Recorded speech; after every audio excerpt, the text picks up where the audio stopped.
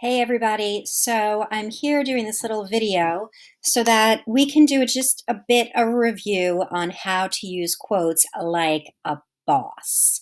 So a few things that you want to do. Number one, when you're considering which evidence to use, first, you need to consider the length of the quote. Is the quote too long? If it is too long, and I mean if it's taking up 3 lines of text in your paragraph, then that is way too long, and you're going to need to cut it down using those 3 little dots that we call ellipses. That's first. Second, you want to make sure that the quote grammatically fits in with the rest of your writing. So if you're talking about a book in the present tense and the quote's in the past tense, then you need to figure out a way to change up those verbs so that it makes sense. Third, did you cite it? Make sure you're using page numbers every single time. Super important. And finally, and this is the piece that we seem to be having trouble with, which is, did you introduce your quote, or did you just plug it in where it fell out of the sky and just fell into your paragraph? So we're going to go through a couple things. So first thing, when you're introducing quotes, quotes can provide context that clues in the reader about the situation that the quote is coming from. So it lets the reader know. Context means background. So it gives the reader background information about what is happening in that scene. Secondly, why do you introduce quotes? So that the reader knows who is speaking, who is thinking.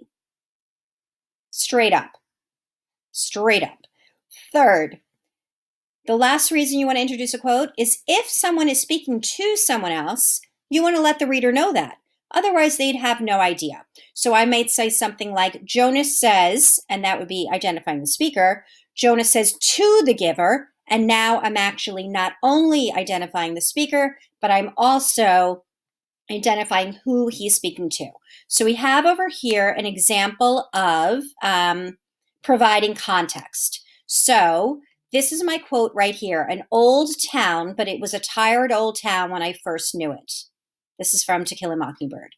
So by just using this quote and saying who's saying it, I don't even know what's happening. I could say, Scout said an old town, but you'd still be lost. So I need to create some context or background. I need to set up the scene of what was happening. So my context or background is Scout begins the novel To Kill a Mockingbird describing her town of Maycomb as an old town, but it was a tired old town when I first knew it. So now you know why she's saying it, what part of the novel it's in, and where it's coming from. So we have more context. Second example, introducing the speaker. So my quote here is in blue, quotation marks around it. This is from page 86, and this was Jonas speaking. Jonas thinks, so instead of me starting with the quote, I actually have who is doing the thinking, the narrating, or the talking. Jonas thinks. I never, ever want to start my sentence off with a quote from the text. I always want to have what you see here in red. And the next one. This one, I actually threw all 3 things at you. So you have the speaker, Jonas, and what he said. We now have who Jonas is speaking to.